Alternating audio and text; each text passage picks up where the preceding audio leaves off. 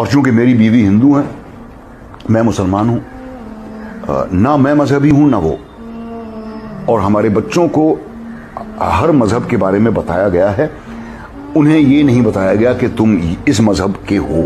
اب یہ کبھی کہیں پر بلیف تھا میرا کہ یہ فرق جو ہیں یہ دھیرے دھیرے مٹ جائیں گے۔ مجھے یقین تھا کہ ایک ہندو عورت سے شادی کرنا ایک ہیلتھی پریسیڈنٹ ہے، میں اسے کفر نہیں مانتا۔ میری والدہ نے بھی مجھ سے پوچھا جب ہماری شادی ہونے والی تھی کہ کیا تم رتنا سے ایمان لاؤ گے؟ میں نے کہا آپ مذہب بدلنے کی بات کر رہی ہیں، میں نہیں اس کا مذہب بدلوں گا۔ تو انہوں نے کہا ہاں صحیح ہے، مذہب کیسے بدلا جا سکتا ہے؟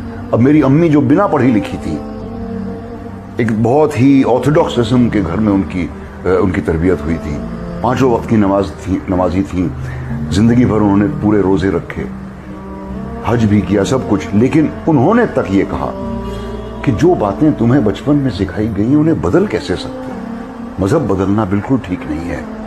اچھا سوال ہے کہ اگر ایک مسلمان لڑکا ہندو لڑکی سے شادی کرتا ہے تو کیا وہ مسلمان لڑکا ہندو کے گھر میں جا کے نماز پڑھ سکتا ہے، اور کیا وہ لڑکی مسلمان کے گھر میں پوجا کر سکتی ہے؟ سب سے پہلے کچھ شرائط ہے ہر چیز کے۔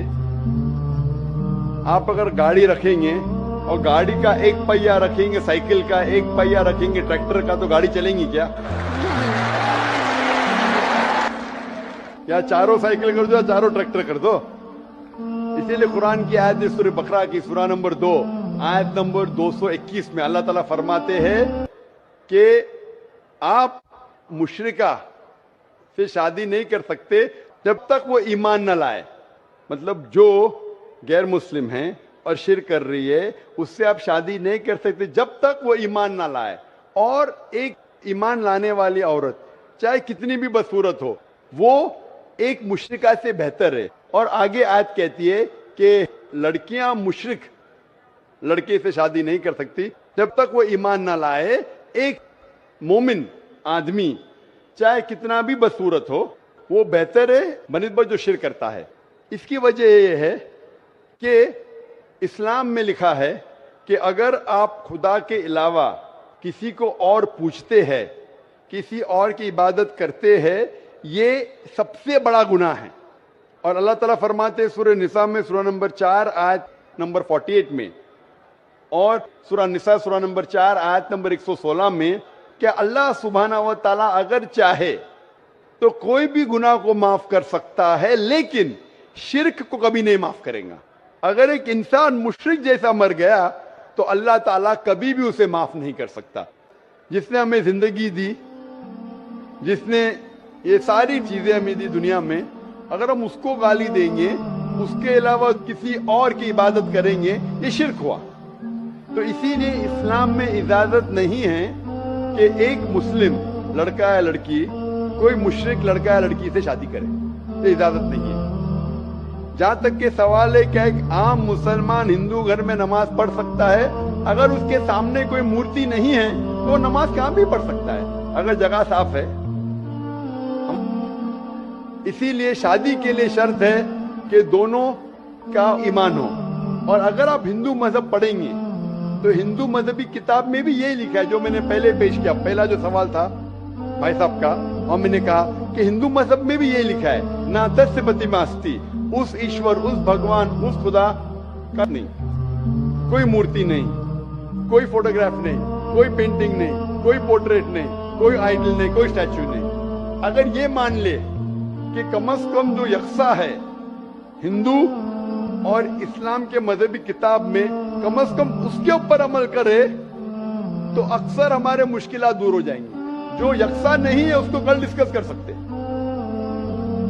اور اگر آپ تحقیق کرتے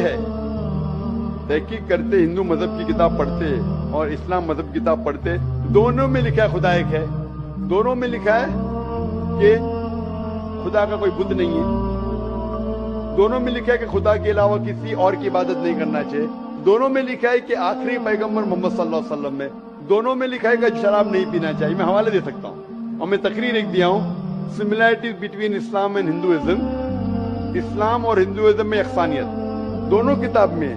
آپ اگر پڑھیں گے قرآن مجید میں سورہ مائدہ سورہ 5 آیت نمبر 90 میں لکھا ہے کہ شراب پینا حرام ہے. اب Manusmriti chapter number 9 verse number 225 پڑھیں گے, اس میں لکھا ہے کہ شراب پینا حرام ہے. قرآن میں لکھے سورہ مائدہ سورہ نمبر 5 آیت نمبر 3, سورہ بقرہ سورہ نمبر 2 آیت نمبر 173, سورہ انعام سورہ نمبر 6 آیت نمبر 145 اور سورہ نحل چیپٹر 16 ورس 115 میں حرمت علیکم المیتۃ والدم ولحم الخنزیر وما اہل لغیر اللہ بھی. کیا آپ کے لیے حرام ہے مرا ہوا گوشت, خون, سور کا گوشت اور وہ کھانا جس کے اوپر اللہ کے علاوہ کسی اور کا نام لیا گیا ہے. آپ اگر ہندو مذہبی کتاب پڑھیں گے اس میں بھی لکھا ہے کہ سور کا گوشت کھانا حرام ہے. اگر آپ تحقیق کریں گے کافی یکسانیت ہے. اسلام مذہبی کتاب میں لکھا ہے قرآن میں سورہ نور میں سورہ نمبر 24 آیت نمبر 30 اور 31 کے اندر حجاب کے بارے میں, عورت کو الحمدللہ حجاب میں ہونا چاہیے, سر سے ڈھکا ہونا چاہیے اس کا جسم. آپ اگر ہندو مذہب کتاب پڑھیں گے رگ وید بک نمبر 8 میں لکھا ہے اور رگ وید بک نمبر 10 میں بھی لکھا ہوا ہے کہ عورت کو اپنے سر کے پلوں کو ڈالنا چاہیے چہرے پہ کرنا چاہیے. اور اسلام مذہب میں جو مذہبی کتاب میں لکھا ہے, لیکن افسوس کی بات ہے کہ مذہب کے ٹھیکیدار یہ چیز کا ذکر ہی نہیں کرتے. کیوں؟ اسی لیے میں حوالے دیتا ہوں. میں کوئی عالم نہیں ہوں, میں کوئی پنڈت نہیں ہوں, میں اپنے آپ کو طالب علم کہتا ہوں, لیکن میں ہمیشہ حوالہ دیتا ہوں. تو کسی کو بھی شک ہے, کسی کو بھی شبہ ہے تو گھر پہ جا کے چیک کر سکتا ہے, یا انٹرنیٹ پہ جائیے, آپ ٹائپ کرو, وید بھی انٹرنیٹ کے اوپر ہے, قرآن بھی انٹرنیٹ کے اوپر ہے, ٹائپ کرو, ریفرنس ٹائپ کرو, آپ کو حوالہ مل جائے گا.